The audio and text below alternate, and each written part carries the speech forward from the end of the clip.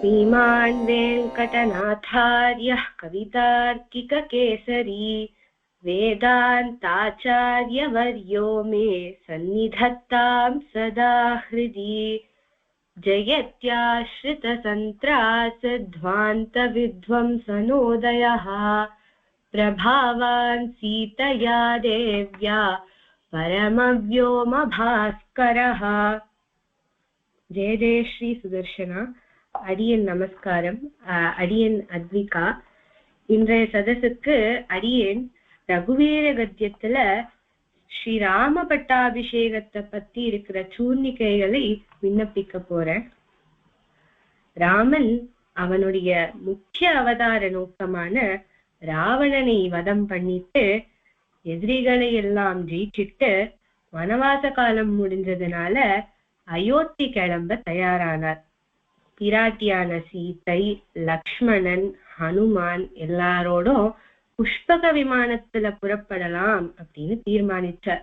ஏன்னா அங்க பரதன் ராமன் திருப்பி வர கால தாமதமானால் அக்னி பிரவேசம் பண்ணிடுவான். அதனால புஷ்பக விமானத்துல விரைந்து போனாராம். எப்படி போனாராம்?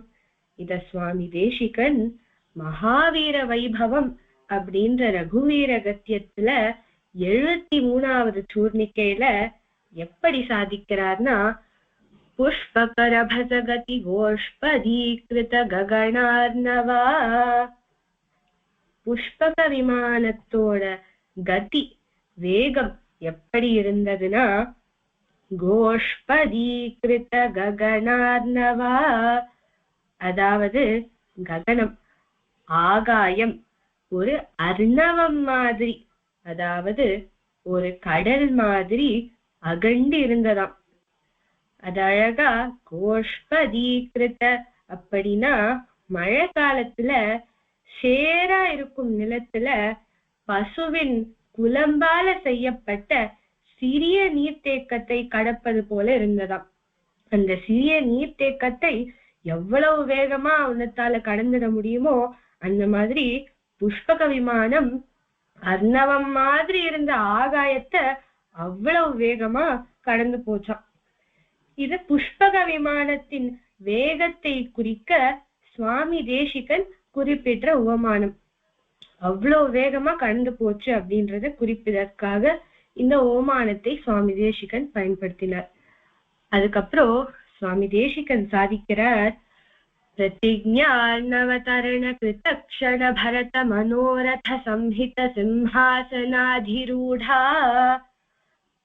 பிரதிஜ்ஞார்ணவ, அதாவது பிரதிஜ்ஞையே ஒரு அர்ணவம் மாதிரி இருந்தது, கடல் மாதிரி இருந்தது, தீவிரமான பிரதிஜ்ஞை அது. பரதன் சித்திரக்கூட்டத்துல பாதுகைய வாங்கிட்டு திரும்பும்போது ஒரு பெரிய சபதத்தை செஞ்சான். அது என்னன்னு கேட்டா, ராமன் வனவாச காலமான 14 வருஷத்தோட முடிவுல அயோத்தியாவுக்கு திரும்பி வரலன்னா தான் அக்னி பிரவேசம் பண்ணி உயிரை தியாகம் பண்ணிடுவேன்னு பிரதிஜ்ஞை பண்ணினான். பரதனோ சொல்றத செய்யறவன். அப்படி பரதன் அக்னி பிரவேசம் எதுவும் பண்ணிடக்கூடாது அப்படின்றதுக்காக ராமன் ஹனுமனை அனுப்பி தான் அயோத்தியாவுக்கு திரும்பி வர செய்திய தெரிவிக்க சொன்னார். இதன் மூலமா பரதாழ்வானை ரட்சித்து அவன் விருப்பத்தையும் நிறைவேற்றினார். அப்போ பரதாழ்வான் என்ன விரும்பினார்? பரத மனோரத சம்ஹித சிம்ஹாசனாதிரூடா, ராமன் அரியணை ஏறி முடிசூடி எல்லோரையும் காத்து அருளணும் அப்படின்னு பரதாழ்வான் பிரார்த்திச்சார். பரதன் ராமனிடம் பிரார்த்திச்ச போதே வனவாசம் முடிஞ்ச உடனே அயோத்தியாவுக்கு வந்து அரியணை ஏறணும், அப்படி இல்லைன்னா அக்னி பிரவேசம் பண்ணிடுவேன்னு பிரதிஜ்ஞை பண்ணான். இப்படியாக பரதாழ்வானின் மனோரதத்தை பூர்த்தி செய்வதற்காகவே அரியணை ஏறி முடிய சூடிய ராமனை, ராகவ சிம்ஹத்தை சுவாமி தேசிகன் கொண்டாடுறார்.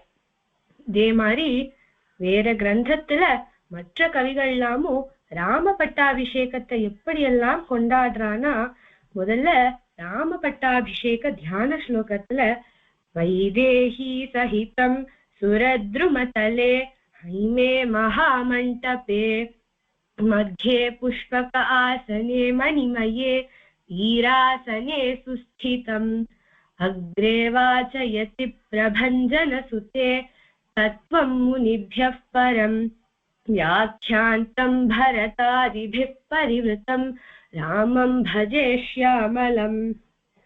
கல்பக விருட்சத்துக்கு கீழே பரதாதிபி பரதன் முதலிய பலரால் சூழப்பட்ட ஷியாமலனான ராமன் வைதேகி சகிதம் சீதா பிராட்டியுடன் ஹைமே மகாமண்டபே மத்தியே புஷ்பகமாசனே பொன்னிறத்துல அழகா இருக்கக்கூடிய பெரிய மண்டபத்துல எல்லாத்துக்கும் நடுவுல இருக்க அந்த புஷ்பக ஆசனத்துல கீழே அமர்ந்திருக்கும் ஹனுமான் அவருடைய பெருமை பாட ராமர் அமர்ந்தார் அப்படின்னு அமைந்து. அடுத்தபடியா வால்மீகி மகரிஷி தனது வால்மீகி ராமாயணத்துல இந்த ராம பட்டாபிஷேக காட்சிய பல ஸ்லோகத்துல விவரித்து சொல்றார். பரதஸ்ய வச ஸ்ருத்வா ராமः பர புரஞ்சயः ததேதி பிரதிஜக்ராஹ விஷசாதாசனே சுபே. பரதஸ்ய வச ஸ்ருத்வா ராமः பரதனின் வார்த்தைகளை கேட்டு ராமன் மங்களகரமாக இருக்கக்கூடிய ஆசனத்தில் அமர்ந்தான் அப்படின்னு வால்மீகி மகரிஷியும் சாதிக்கிறார். இதுல இருந்து நாம என்ன தெரிஞ்சுக்கணும்னா, ராமன் அரியணை ஏறணும் அப்படின்னு நினைச்சிருந்தா சுலபமா அவரால் அதை நிறைவேற்றி இருக்க முடியும். ஆனா ராமருக்கு அதுல பெரிய அபிப்பிராயம் ஒன்றும் கிடையாது. பரதனுடைய சொற்களை, பரதனுடைய ஆசையை, பரதனுடைய மனோரதத்தை பூர்த்தி செய்வதற்காகவே ராமன் அரியணை ஏறினார் அப்படிங்கிறத வால்மீகி மகரிஷியும் பதிவு செய்யறார். அப்புறம் பட்டாபிஷேகம் எப்படி நடந்ததுன்னா, ததஸ்ஸ பிரயதோ விருத்தோ வசிஷ்டோ பிராமணைः சஹ ராமன் ரத்னமயோ பீடே சஹ சீதம் யவேஷயத். அதாவது வசிஷ்டர் முதலிய பிராமணர்கள் எல்லாரும் சேர்ந்து ராமனை சீதையுடன் ரத்னங்கள் பொருத்தப்பட்ட சிம்ஹாசனத்தில் அமர செய்தார்கள். வசிஷ்டோ வாமதேவஸ்ச ஜாபாலிரத காஷ்யபஹ காத்யாயனः சுயஜ்ஞஸ்ச கௌதமோ விஜயஸ்ததா அப்யசிஞ்சன்னர வியாக்ரம் பிரசன்னேன சுகந்தினா சலிலேன சஹஸ்ராக்ஷன் வசவோ வாசவம் யதா. வசிஷ்டர், வாமதேவர், ஜாபாலி, கஷ்யபர், காத்யாயனர், சுயஜ்ஞர், கௌதமர், விஜயர் அப்படின்னு எல்லாரும் அஷ்ட வசுக்கள் போல வியாக்ரம் போன்ற கம்பீரமான ராமனை 8 திசைகள்ல இருந்தும் தீர்த்தங்கள் கொண்டு வந்து அர்ச்சனை பண்ணினான். இவ்வாறாக ராம பட்டாபிஷேக காட்சியை வால்மீகி ராமாயணம் குறிப்பிடுறது.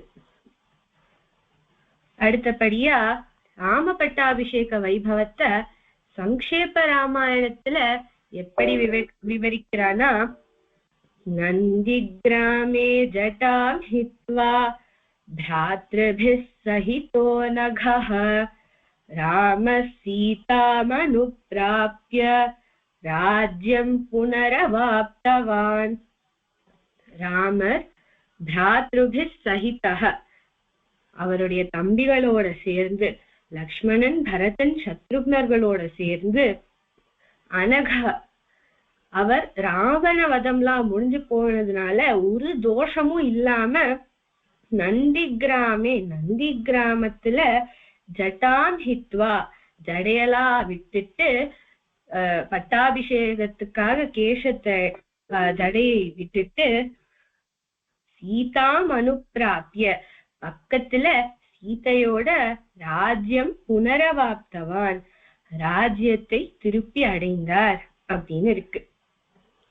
தமிழ்ல ராமாயணம் அருளிய கவி சக்கரவர்த்தியான கம்பரும் அவருடைய கம்ப ராமாயணத்துல இந்த காட்சியை எப்படி வர்ணிக்கிறார்னா, அரியணை அனுமன் தாங்க அங்கதன் உடைவாள் ஏந்த பரதன் வெண்குடை கவிக்க இருவரும் கவரி வீச விரைசெறி குழலி ஓங்க வெண்ணையூர் சடையந்தங்கள் மரபுளோர் கொடுக்க வாங்கி வசிஷ்டனே புனைந்தான் மௌலி.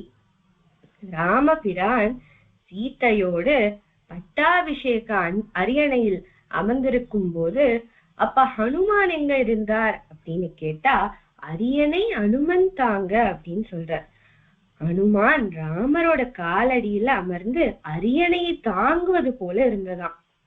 அங்கதன் உடைவாள் ஏந்த வாலி வதம்லாம் முடிஞ்சதுக்கு அப்புறம் அங்கதனை அங்கீகரிக்கும் விதமாக ராமர் உடைவாளை அங்கதனுக்கு கொடுத்தார். இப்ப பட்டாபிஷேகத்தின் போது அங்கதன் அந்த உடைவாளை ஏந்தி காவலுக்கு நிற்பது போல இருக்கான. பரதன் வெண்குடை கவிக்க பரதாழ்வான் ராமருக்கு குடைய பிடிச்சுட்டு இருக்கார். இருவரும் கவரி வீச, இருவரும்னா லக்ஷ்மணனும் சத்ருகுணனும் ராமருக்கு சாமரம் வீசுறாளாம். அப்புறம் கடைசியா சொல்றார் வசிஷ்டனே புனைந்தான் மௌலி. ராமரின் குலகுருவான வசிஷ்டரே அந்த மணிமுடியை கிரீடத்தை ராமருக்கு சூட்டினாராம். அப்படின்னு இந்த பட்டாபிஷேகம் எப்படி நடந்தது அப்படிங்கிறத கம்பரும் அனுபவிக்கிறார். இதே ராம பட்டாபிஷேகத்தை ஆழ்வார்கள் பிரபந்தத்துல சாதிச்சிருக்கான்னு கேட்டா குலசேகர ஆழ்வார் அருளிய பெருமாள் திருமொழியில குலசேகர ராமாயணம் அப்படின்னு எல்லாராலும் கொண்டாடப்படுற கடைசி பதிகத்தோட 8வது பாசுரத்துல குலசேகர ஆழ்வார் அம்பொன்னெடுமணி மாட அயோத்தி எய்தி அரசு எய்தி அப்படின்னு ராம பட்டாபிஷேகத்தை பத்தி குலசேகர ஆழ்வாரும் சாதிக்கிறார். இப்படி அந்த பட்டாபிஷேக கோலத்தில் மனத்துக்கினியானை ராமனை அன்று சேவிச்சவா மட்டுமல்ல, இத பத்தி கேட்கிற ஒவ்வொருத்தரும் பாக்கியசாலி அப்படின்னு கூறி மங்களம் கோசலேந்திராய மகனீய குணாப்தயே சக்கரவர்த்தி தனூஜாய சார்வபௌமாய மங்களம். இவ்வளவு நேரம் பொறுமையா கேட்ட எல்லாருக்கும் அடியேனோட தன்யவாதங்கள். இதுல ஏதாவது பிழை இருந்தா க்ஷமிக்க பிரார்த்திச்சுக்கிறேன். கவிதார்க்கித சிம்ஹாய கல்யாண குணசாலினே ஸ்ரீமதே வெங்கடேஷாய வேதாந்த குரவே நமஹ. ஸ்ரீமதே நிகமாந்த மகாதேசிகாய நமஹ. அடியன் தன்யாஸ்மி. தன்யாஸ்மிமா. நான் சொன்ன பிரசன்டேஷன் நல்லா இருந்தது. சுவாமிகள் நான் பிரார்த்திக்கிறேன். நல்லா இருந்தது. ரொம்ப அவசரப்படாம ரொம்ப நிதானமாக சொன்னா அக்ஷர நல்லா உச்சரிப்பு இல்லாமல் நல்லா இருந்தது. அந்த ஸ்லோகம்லாம் டைப் பண்ணதுல கொஞ்சம் ஸ்பெல்லிங் மிஸ்டேக்ஸ் இருந்தது.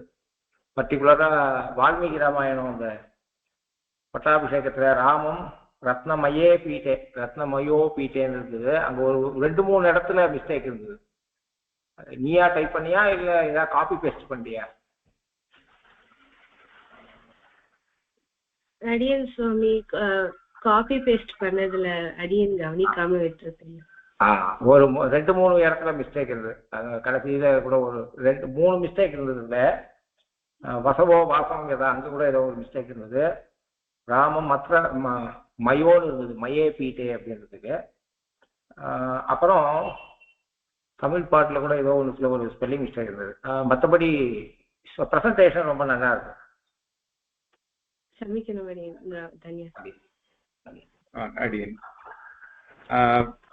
ப்ரெசன்டேஷன் நல்லா இருந்தது. அந்த விஷுவல் அப்பீல் நல்லா இருந்தது. எல்லாம் அந்த ஒவ்வொரு ஸ்லைட்லயும் அழகா ரொம்ப ஆர்டிஸ்டிக்கா போட்டுருந்தோம்.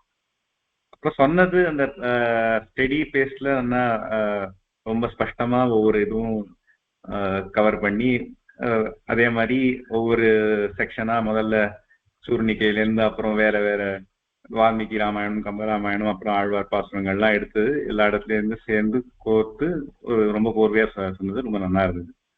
அதே மாதிரி சுவாமி சாச்சா போல அடியேன்னு நோட்டீஸ் பண்ணேன், ஒரு இடத்துல இந்த மாதிரி கொஞ்சம் டைப்போகிராஃபிக்கல் எல்லாம் இருந்தது. ஸோ அது மட்டும்தான் வந்து ஒரு திருஷ்டியா இருந்தது. மற்றபடி ரொம்ப நல்லா இருக்கு. ரொம்ப சந்தோஷம். தன்யாஸ்மி அடியன் அடுத்த வாட்டி அடியன் செக் பண்ணிட்டு இது பண்றேன். அது மனப்பாடம் எடுத்துன்னா கஷ்டம். அதுக்காக ஒரு சிலதெல்லாம் அடியன் கூட ஒரு சிலது சின்ன வயசுல என்ன தப்பா மனப்பாடம் பண்ணணும் அது இன்னைக்கு வரை திட்டிக்கணும்னா கூட முடியாது. அந்த சின்ன வயசுல மனப்பாடம் பண்றதுல கேர்ஃபுல்லா பண்ணிக்கணும். அதுக்காக ஏன்னா நீ உச்சரிச்ச போதும் ரத்னம் ஐயோன்னு தான் உச்சரிச்சேன். அதுக்காக சந்தோஷம்.